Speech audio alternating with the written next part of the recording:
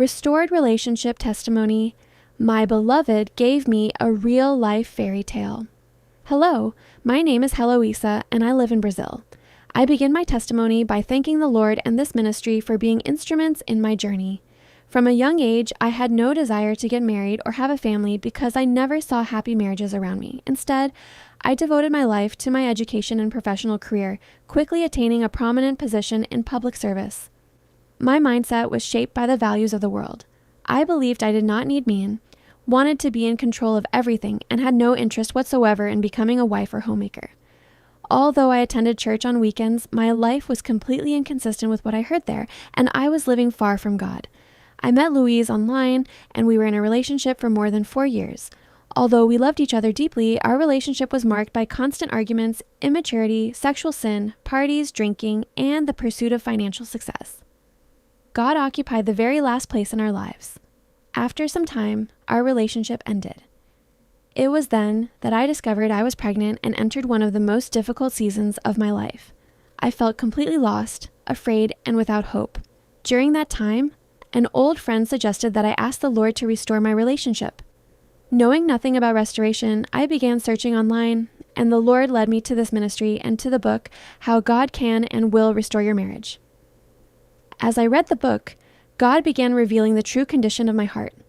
I realized that I had been proud, controlling, manipulative, contentious, and far from the Lord. I understood that before He restored my relationship, He first needed to transform me.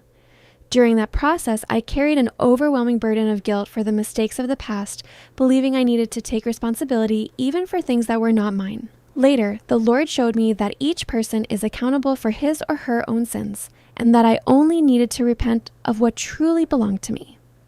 My life changed completely. I began reading the Bible every day, praying continually, fasting, giving up alcohol, seeking the Lord's guidance in every decision, and developing an intimate relationship with the Father, the Son, and the Holy Spirit. This ministry became an essential instrument in my spiritual growth. My restoration journey was long and filled with many trials. For years, Louise remained distant. At one point, he moved to another country, entered another relationship, and had a child with that woman. Humanly speaking, everything seemed impossible. During the 3rd year of my journey, I once again sought confirmation from the Lord regarding His will. God answered me clearly that He would restore my relationship with Louise. Even though I could not understand how this would happen, I chose to rest in His promise. While I waited, I stopped living for the restoration itself. Instead, I began enjoying the companionship of my beloved. I raised my son with joy, lived in peace, cared for my home, continued studying, served in the ministry, strengthened my fellowship with God, and learned to be happy regardless of my circumstances. My home became a little piece of heaven because my joy no longer depended on Louise's presence, but on the constant presence of the Lord.